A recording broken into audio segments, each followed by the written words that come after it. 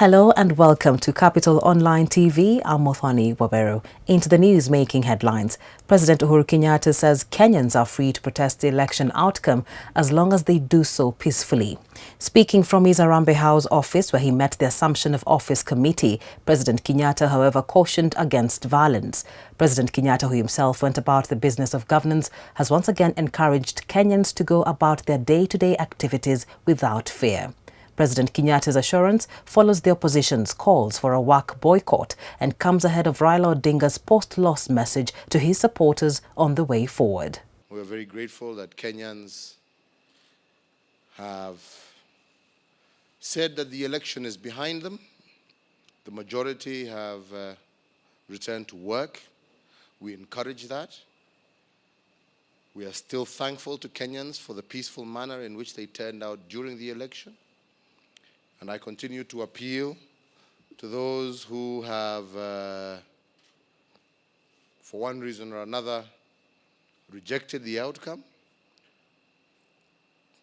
to go by the principle and the word that I said, that at the end of the day, we're all Kenyans. We don't need to fight one another.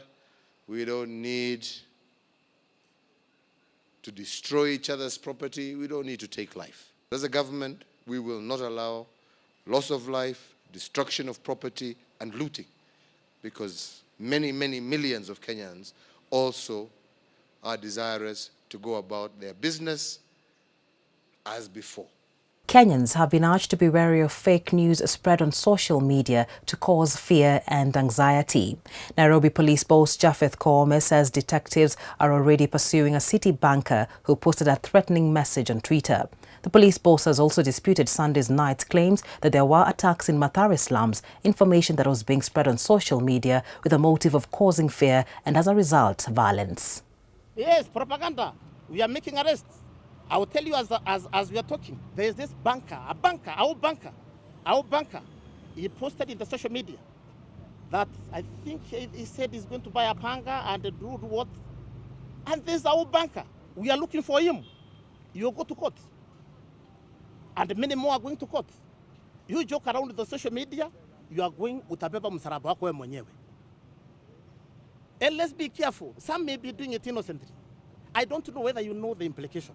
Our bank, I left your fingerprints because you have committed a serious offense. You never get a certificate of good conduct in this country.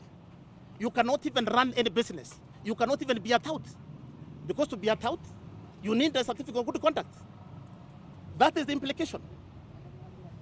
So think twice when you want to joke around the social media. You are destroying your own future. But that is what I'm paid to do by Kenyans.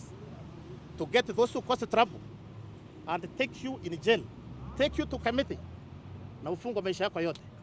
Despite calls by Raila Odinga for Kenyans to boycott work, opinion is varied, with most people interviewed by Capital TV asking what they will eat if they don't go to work. Diana Misheka, who was on her way to work, said that her motivation to wake up on Monday was because of the bills that need to be paid. On the security front, she applauded policemen who are in town, noting that it boosted her confidence. Life has to go on. We still have to work. We still have to get the money.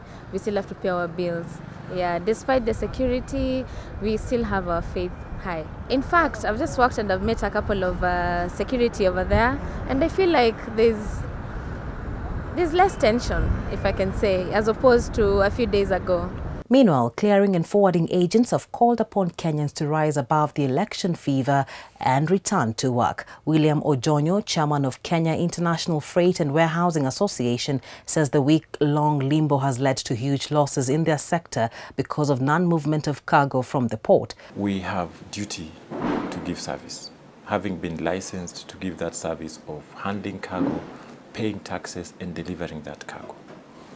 Moving forward, I want to say that we have a decision, which decision we have made, and as chairman, I'm making this public, that we are not for a minute going to take for granted our position of clearing agents.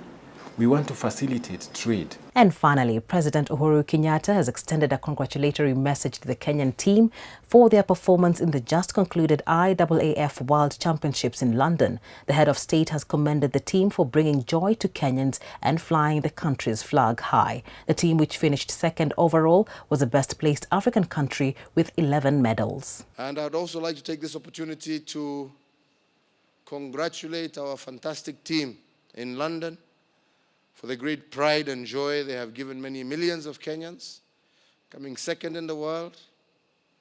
The races yesterday were fantastic. Congratulations, Team Kenya. And that's it from the Capital Online TV. For more on these and other stories, log on to www.capitalfm.co.ke/tv. I'm Mothani Wabero.